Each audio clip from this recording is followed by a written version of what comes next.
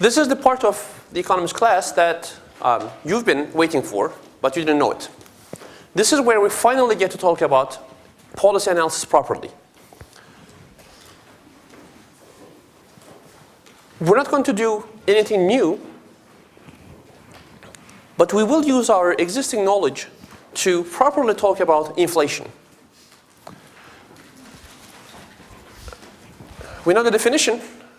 We know how the Keynesian economy works. What we don't have yet is something that involves properly inflation and disinflation. That is, our analysis so far worked on the price level. But in the long run, when the economy comes to some steady state, it comes to a steady state with a fixed price level, right? So the toolkit that we have doesn't tell us anything about this sustained permanent inflation. Here's the deal.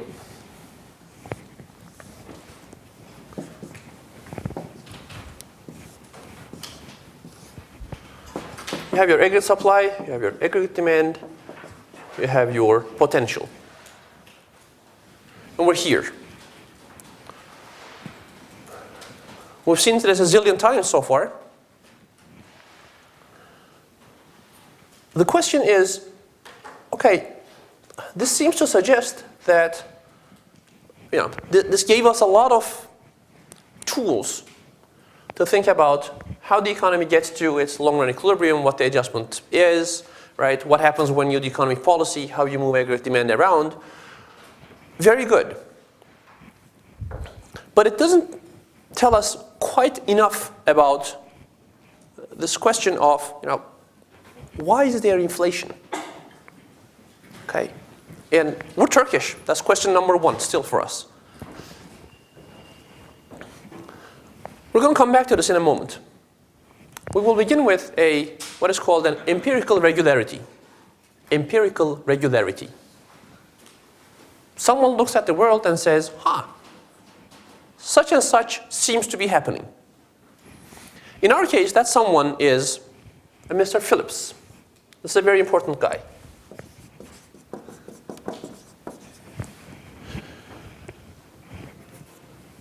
Phillips said, I will take the inflation rates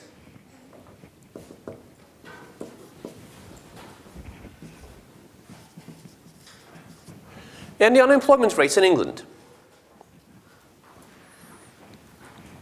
This is the first half of 20th century.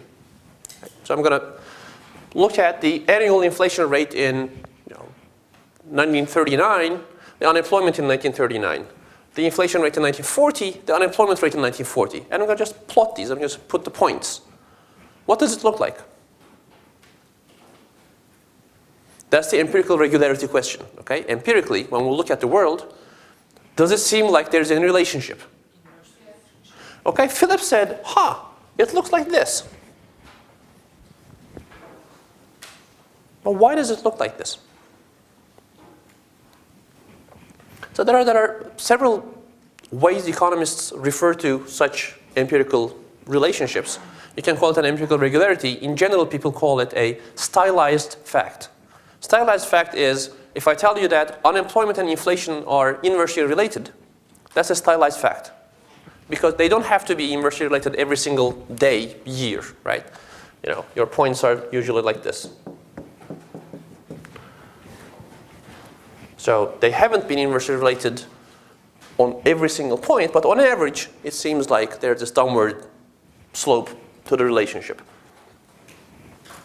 Okay, so this is how, to the extent that we are a science, scientific inquiry works. You look at the world, you see something, then you try to understand it. Why is it that inflation and unemployment are inversely related?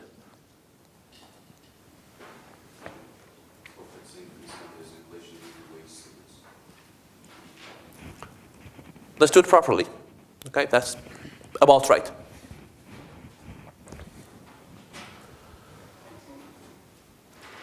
This relationship lies at the heart of modern macro. Okay? In particular, whether it's actually there, whether it can be used for policy or not, is the big macro question. So let's draw the curve again. I'm going to denote inflation with pi and unemployment with u.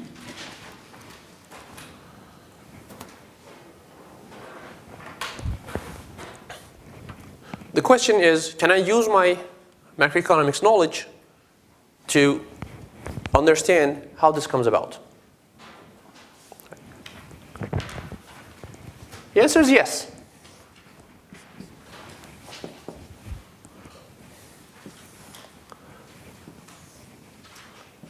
Let's say your economy is something like this.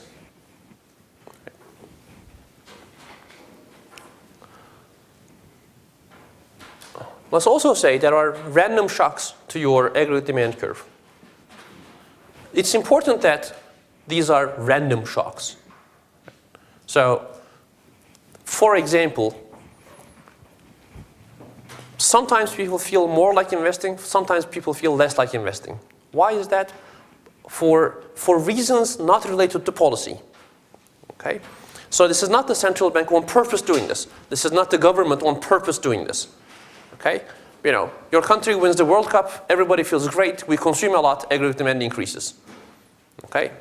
Your country doesn't qualify for the World Cup, life sucks, we don't go out, aggregate demand decreases. Okay? It's that kind of truly exogenous random shocks to aggregate demand. Or you could think that the central bank always tries to do the same thing, but the monetary transmission mechanism isn't very constant. Sometimes the same interest rate fosters investment a lot.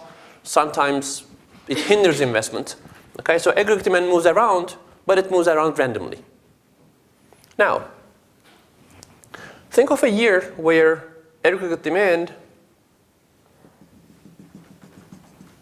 jumps here. Okay? Let's call this AD prime. And think of another year where aggregate demand jumps here. Let's call this AD double prime. Okay? In the first year, do we have little inflation or a lot of inflation? Little. In the second one, we have a lot of inflation. What about output? In the first year, does output increase a little or a lot? Okay. What about unemployment?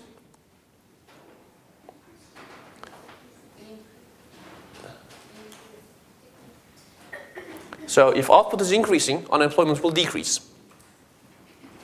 That was easy. Will it decrease a little, decrease a lot?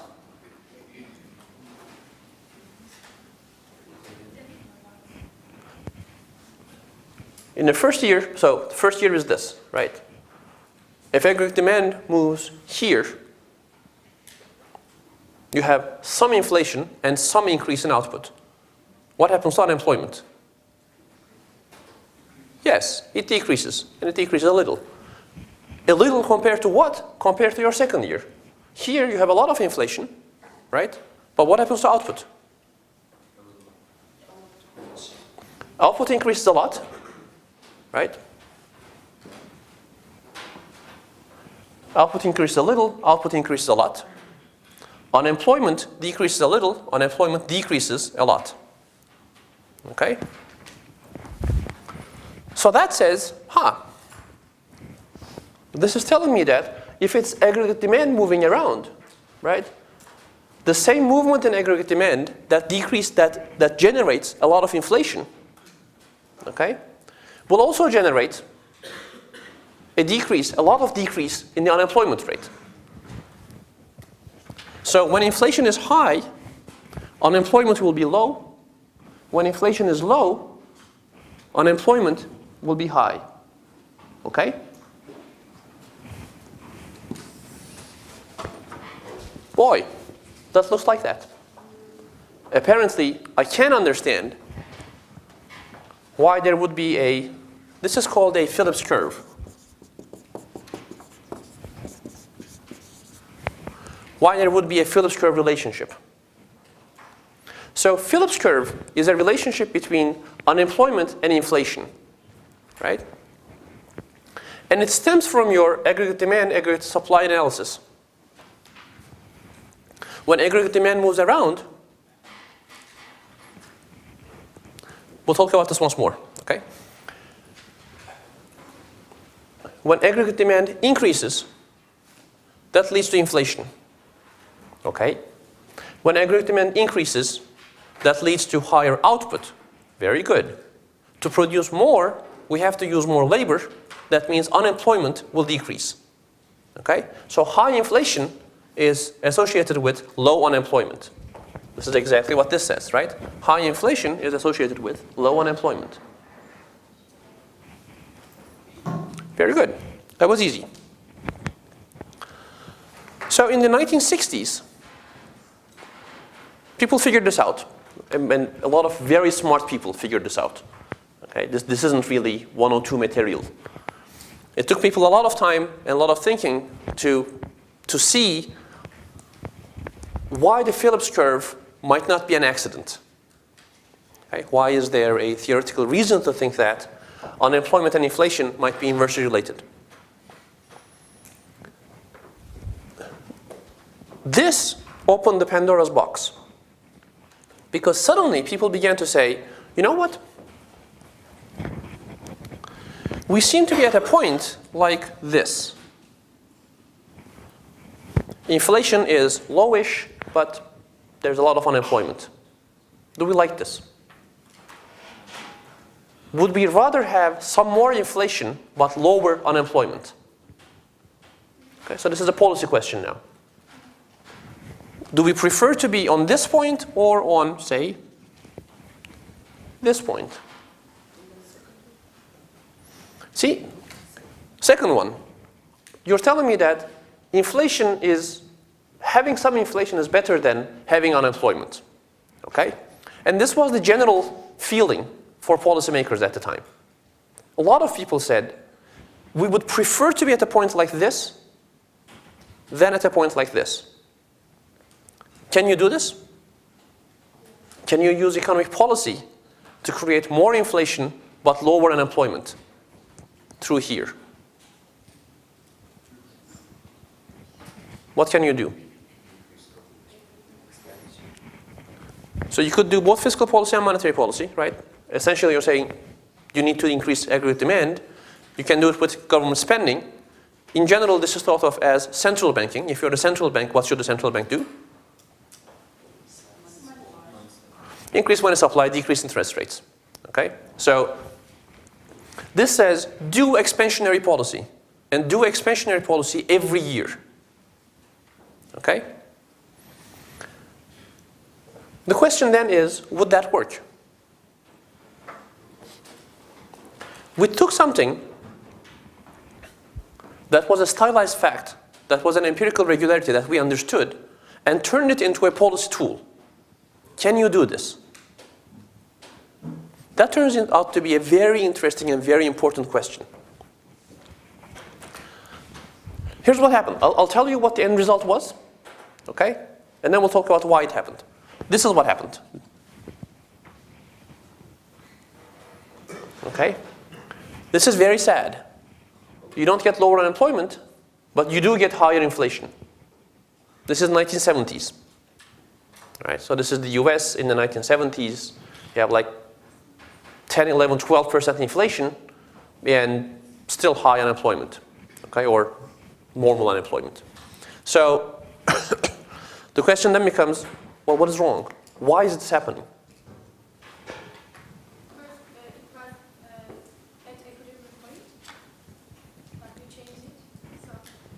That's exactly what happens.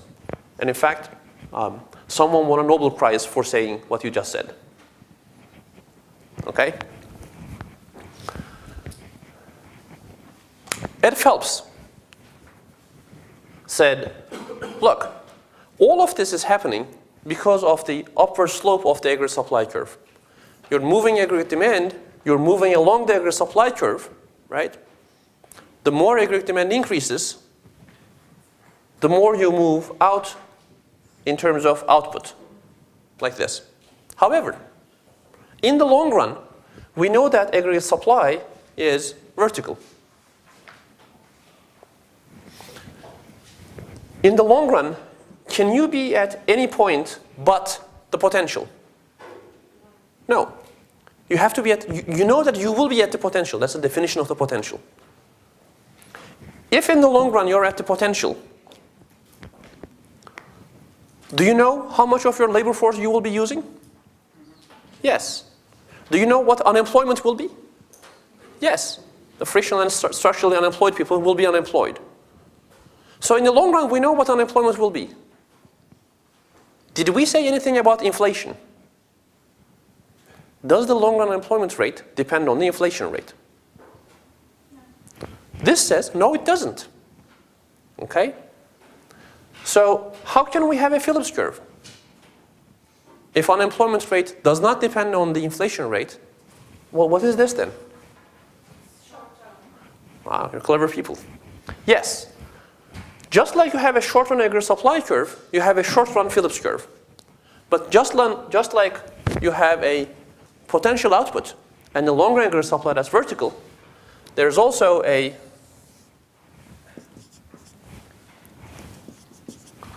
long-run Phillips curve that's vertical. That tells you that you will be at the same unemployment rate, the unemployment rate that's consistent with potential output, regardless of what the inflation rate is.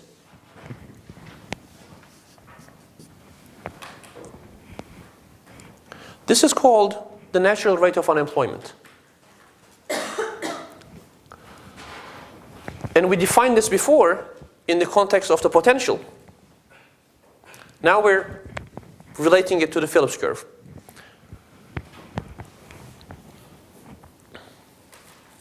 All right, so we're halfway there. It says in the short run, there's a Phillips curve. In the long run, it's vertical.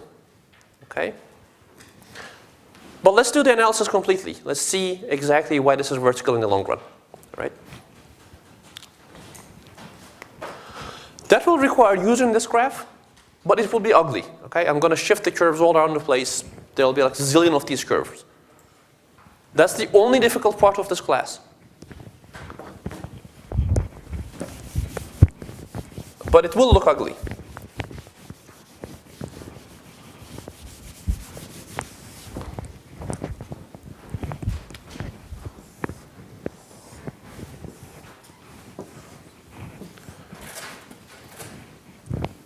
We begin from this point. Okay? We're at an equilibrium. Aggregate demand increases. We're here. Okay? So we created some inflation and unemployment rate fell. What happened? I started from here, moved to a point like this. Higher inflation, lower unemployment. Okay?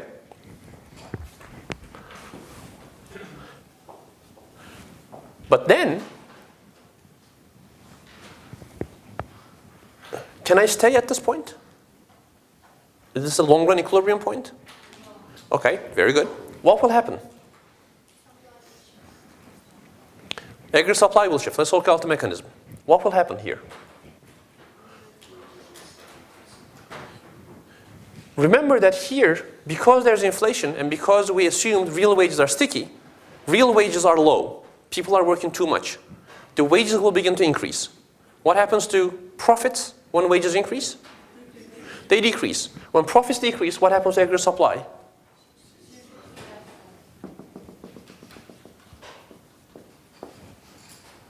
Okay. So I ended up at the same equilibrium point, right? In terms of output and in terms of unemployment, but the price level is different. I just generated some inflation.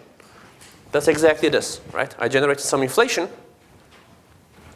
Now let's say I do this every year, okay? So every year, what happens is the central bank pushes out aggregate demand, aggregate supply adjusts. Okay? Rather than staying at this point, I just move up every year. Can this happen? Yeah. In fact, this is what actually happens. Right? So what do I see? Do I see the unemployment rate changing? No. Output isn't changing, unemployment isn't changing. Okay? Do I see the price level changing? Yes. Is there inflation? Yes. So I'm at a point like this. There's positive inflation. Okay? So the price level is changing, but unemployment is constant. Okay? This is a very powerful tool because it allows us to ask questions of the following sort. This is a very subtle and beautiful question. How exactly does this adjustment work? Does it work this way? Aggregate demand increases, therefore output increases and unemployment decreases. Then aggregate supply decreases. Next year, the same thing again. Next year, the same thing again. Okay? So do I go to these points? Do I spend time at a point where there's inflation, but unemployment is lower? Okay? Let's ask. You're workers. We understand that we're living in this world. Okay? We are at this point now. We're choosing our wage for this year. Do we know that aggregate demand will increase? Yes. Aggregate demand increases every year, see? We're not stupid people. We see this. The question is, do you understand that you're living in a high inflation country? Yes. Right? I mean, you don't have to be super bright for that. If you're living in a high inflation country, even if your wages are sticky, okay? When choosing your wage for this year, will you think of this price level or this price level? You know that prices will increase. You know that there will be inflation. Does your employer also know the same thing? Yes. So will you agree on a price, on a wage that is consistent with this price? Yes. That means even before aggregate demand shifts out, aggregate supply will shift in because we sign wage contracts for the year that takes into account the inflation rate. This is where things get tricky. Okay? Thinking about this. So it is possible that perhaps what's happening is you're doing this.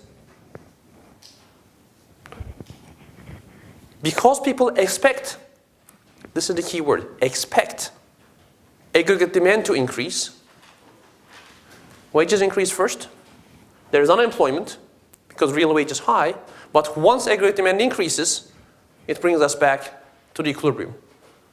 Now you're doing just the opposite of what you wanted to do. You're creating inflation and unemployment. Now let's talk about this properly, okay? This is called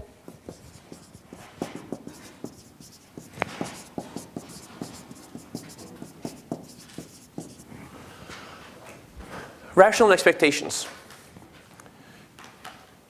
Rational expectations has a very nice mathematical definition, which we will not use. For us, it means you can fool some of the people all of the time, all of the people some of the time, but you can't fool all of the people all of the time. Okay? That's, in summary, that's what it is. Rational expectation says, if aggregate demand increases every year, eventually people understand that aggregate demand increases every year. Then they change their behavior accordingly. That is, if you're going to use this as a policy tool, you can't expect aggregate supply to stay the same. This won Bob Lucas the Nobel Prize. He said, look, you're telling me that there is a short-run Phillips curve. There might be a short-run Phillips curve if these movements in aggregate demand are random, are unexpected events. Remember how we began the class. Aggregate demand increases because you win the World Cup. People feel happy. They go out partying. They eat, drink, make merry. Those things increase aggregate demand. Okay? Winning the World Cup is an unexpected event, especially for us. On the other hand, is the central bank increasing money supply every year an unexpected event? No, it isn't. You lived in, well, you don't remember that, but you lived in 1990s Turkey. Okay? where there were budget deficits, the central bank had to monetize this, right? But you do remember this country as a high inflation country. Even if you don't exactly understand why there is high inflation, okay? If you know that inflation will be, 15%, 20%, 50% every year. All your life you've seen 50% inflation. You don't really understand why. If you take 102, you do understand why. If you haven't, you don't understand it, but do you expect inflation to be 50% this year as well? Sure, right? People catch on, right? In fact, all your life, the government told you this year is different. Inflation will be 5% this year. Then it turned out to be 50% again. If the government comes to you this year and says, there's going to be 5% inflation, but we're not going to change anything else, are you going to expect 5% inflation or 50% inflation? You do expect 50% inflation. That's rational expectations. Okay? You learn. You understand how things work. Right? You say, this government told me there's going to be 5% inflation every year of my life. If they're not going to do anything different, there's going to be 50% inflation again. If you expect 50% inflation, would you accept a wage increase that is consistent with 5% inflation only? No. That means your aggregate supply curve will shift in a lot. Okay?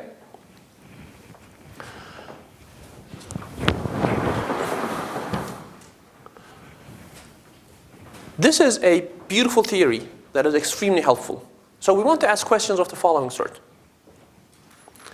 In Turkey, we have an independent central bank. Right? The monetary policy is done by an independent body. Why? Why is the central bank independent, say, but not the treasury? The central bank has an inflation target. And in fact, the law says if the central bank cannot achieve inflation that is sufficiently close to the target, it has to write a public apology letter to the government and say, I'm stupid, I screwed up, I'm an embarrassment, I'm so sorry, blah, blah. Now, why would you make anyone do this?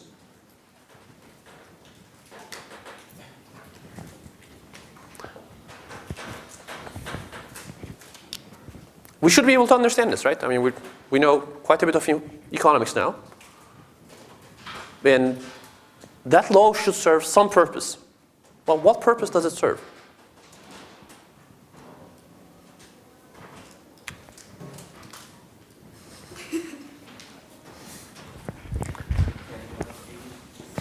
Let's see. Let's draw our graphs again.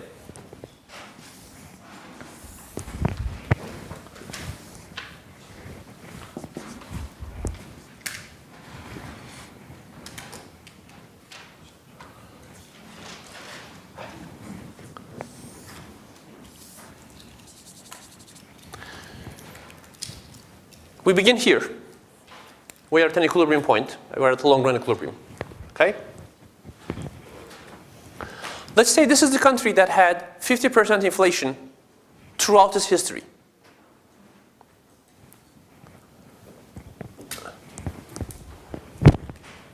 This is the beginning of the year. We're trying to decide our wages for the year. What will happen to aggregate supply? It will shift to the left. How much? Something consistent with 50% inflation. We expect 50% inflation, so aggregate supply will do this. Assume that the government actually turns out to be serious this time. They don't let aggregate demand change. Could they do it? Yes. I mean, what happens then?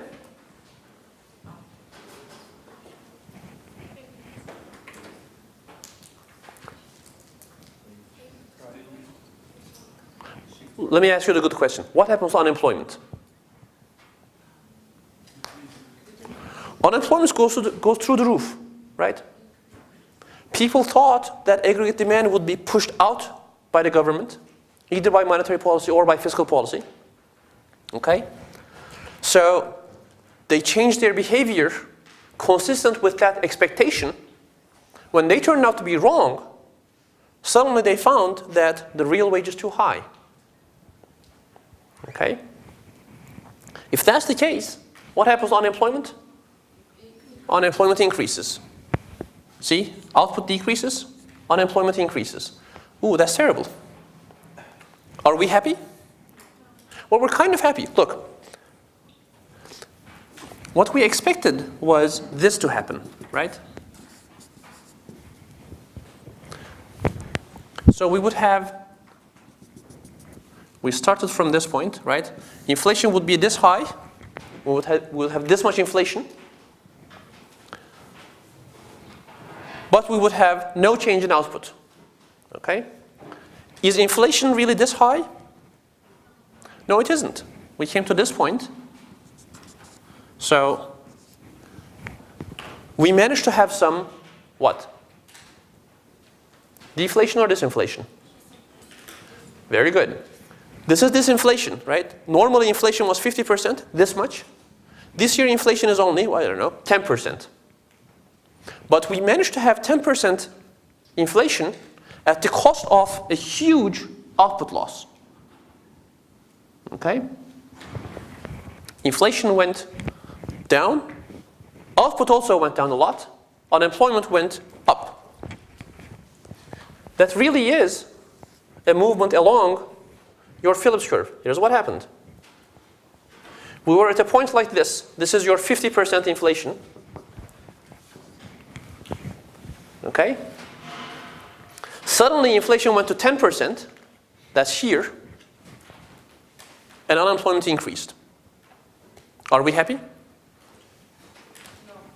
I don't know. I mean, if we really wanted inflation to be 10%, we're happy. But we're certainly not happy with this much unemployment. Okay? What can we do? But now you understand why some countries consistently live with high inflation. Okay? The cost of reducing inflation could be very high.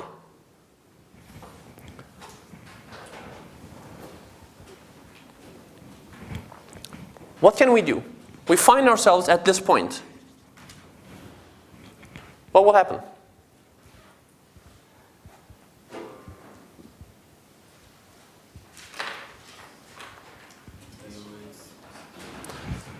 Yep.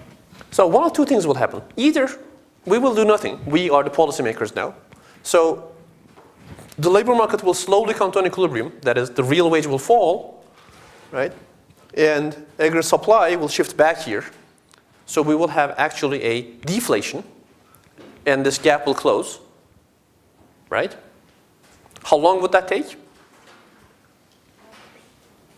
Years. Okay, so we're going to live with high unemployment for several years. Or could we do economic policy to close this gap? Can we use, say, monetary policy?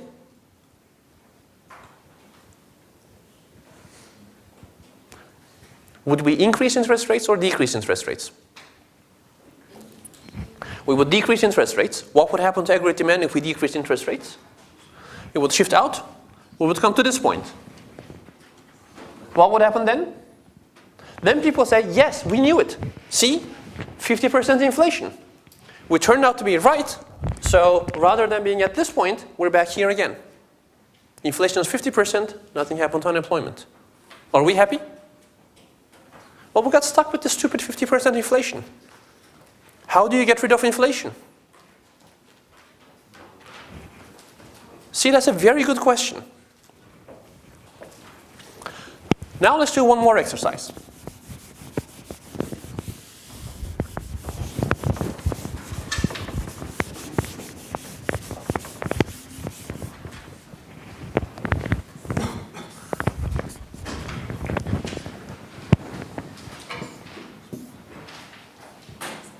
Once again, we're here. Once again, this is after years of 50% inflation. Okay? This time you go out and tell people that, look, I am dead serious, inflation will be 10% this year. And somehow you convince them. Okay? So we will talk about how you might be able to do this soon. But for the moment, we're just saying somehow people believe you. Okay? Everybody says inflation will be 10%. What happens to aggregate supply? Shifts. Does it shift as much as it would when everybody thought it would be 50% inflation? Very good. It shifts much less, right? So aggregate supply does this. Okay? Normally, you would have done this. Okay, this is your normal shift of aggregate demand, but you promised people this. Okay? If you carry out your word, if you carry out your promise, inflation will be 10%. Will there be any change in unemployment? What happened here?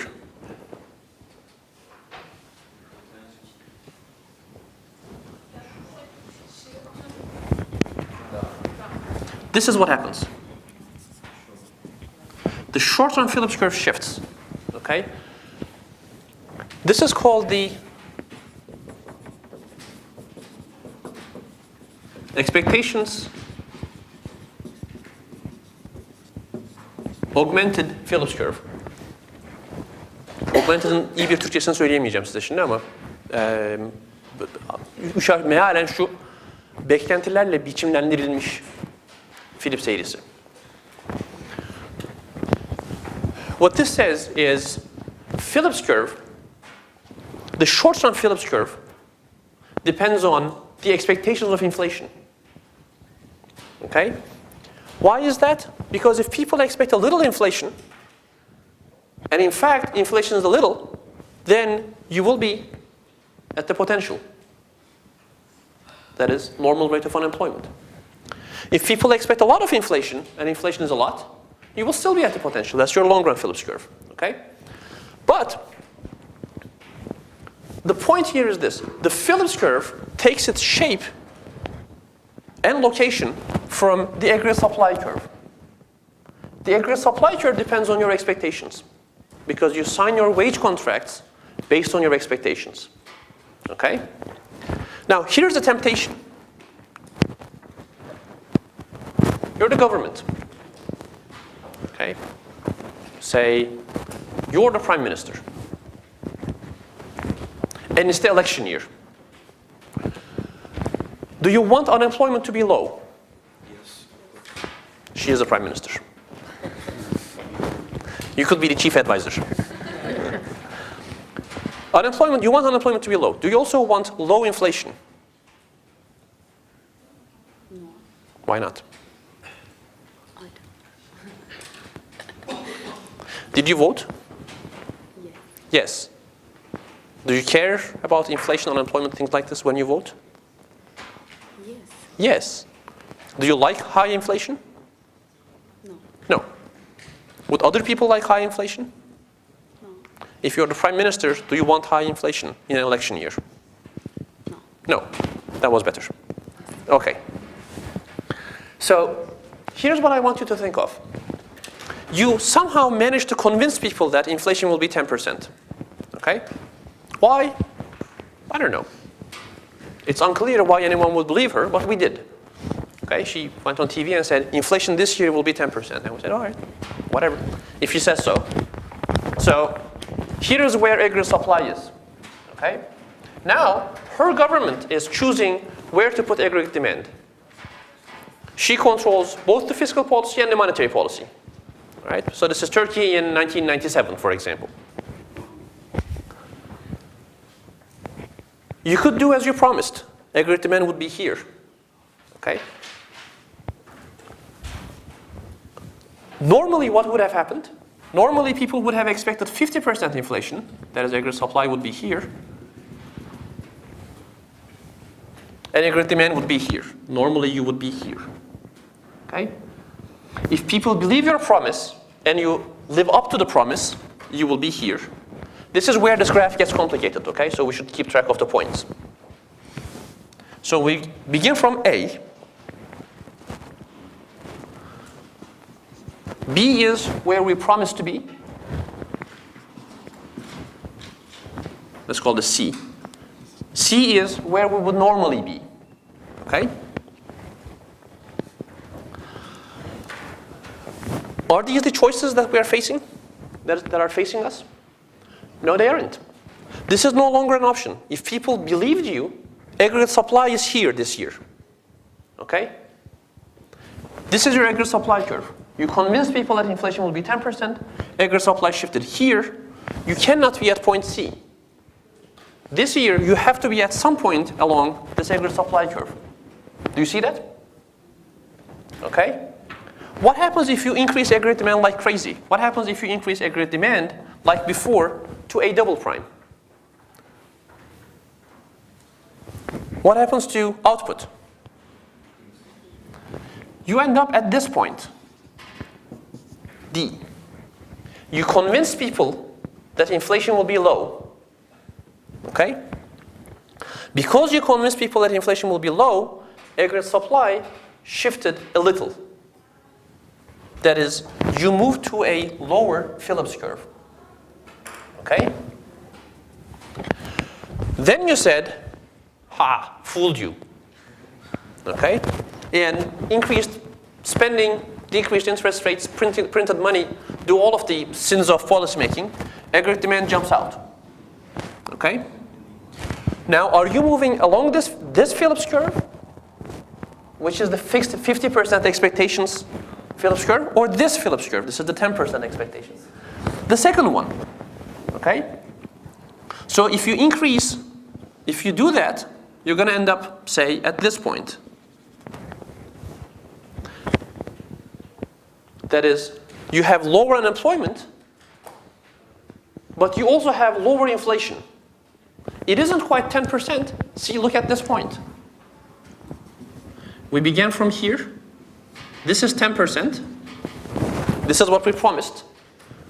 This is 50%. This is what used to happen. Okay? And this is, I don't know. Right? This is 20%.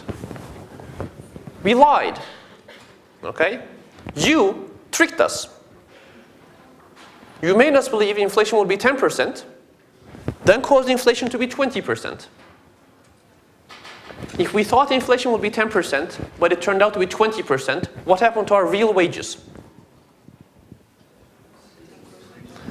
Real wages are low. If real wages are low, what happens to unemployment? Unemployment is low. What is output? Output is high. Here we are. High output, low unemployment, high-ish inflation, but not 50%. So now, she's again on TV and shamelessly saying, well, look, we decreased inflation from 50% to 20%. Okay? Is this true? It is true. Did she trick us? Yes, she did. Will we ever believe her again? No. Well, you would, but. So, the next year, she says, you know, upon the graves of my ancestors, I promise you whatever. İki gözüm önüme aksın. 10%. Perhaps you believe her again. You know, she looks like an honest person, pretty. Gets on TV, says inflation will be low. Okay? The question we're facing is this. Give me a second. I want you to think of this until Wednesday. Okay? The year is 2001. For about 2 decades, for about 20 years, every year you're told inflation will be low, every year it turned out to be high. What can you do? Okay? I want you to think of why this is a problem and what you can do to solve that. Coming up on Wednesday.